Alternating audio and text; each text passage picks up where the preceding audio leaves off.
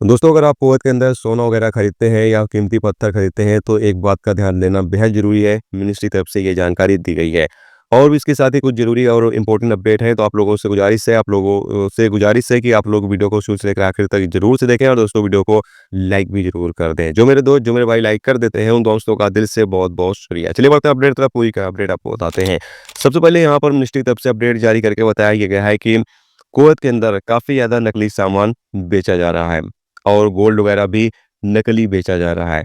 और इसी के मामले में मिनिस्ट्री की जो टीमें हैं वो अब कार्रवाई भी कर रही हैं, क्रैकडाउन भी शुरू किया है ताकि ऐसे लोगों के खिलाफ कानूनी कार्रवाई की जा सके।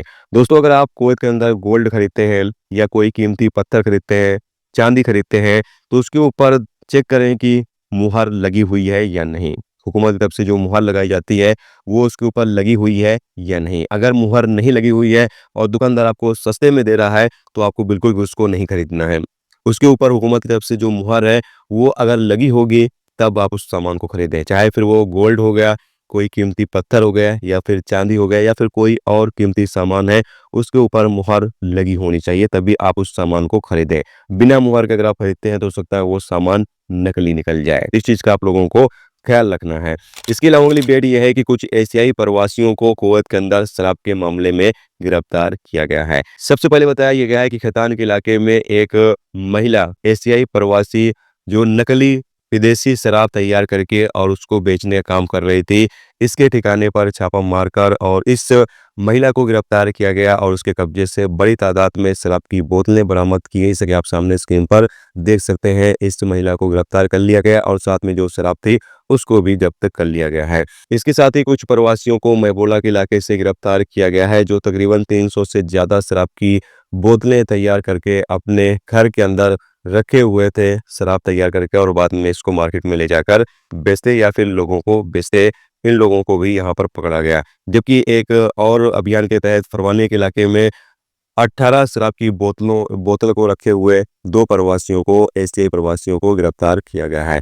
और जहरा के इलाके में भी 1-2 बंदों को इसी केस में गिरफ्तार किया गया है। तो शराब के मामले में ज़्यादातर एशियाई प्रवासी कुवैत के अंदर गिरफ्तार किए जा रहे हैं। इसके अलावा अगली अपडेट ये है कि अमीरात एयरलाइंस से अगर आप सफ़र करते हैं तो अब आज से आप पावर बैंक अमीरात एयरलाइंस में लेकर नहीं जा सकते हैं। इसके ऊपर पाबंदी लगा दी गई है।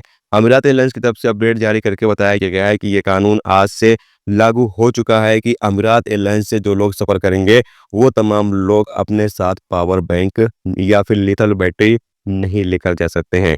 लेकिन यहाँ पर कहा यह गया है कि मुसाफिर कुछ शर्तों के तहत एक पावर बैंक लेकर जा सकता है। एक पावर बैंक ले जाने की इजाज़त है, लेकिन कुछ शर्तों के तहत आप उसको लेकर जा सकते हैं। बताया ये गया है कि लिथल बैटरी की बढ़ती घटनाओं के बीच यह कदम सुरक्षा नियमों का पालन करते हुए उठाया गया है।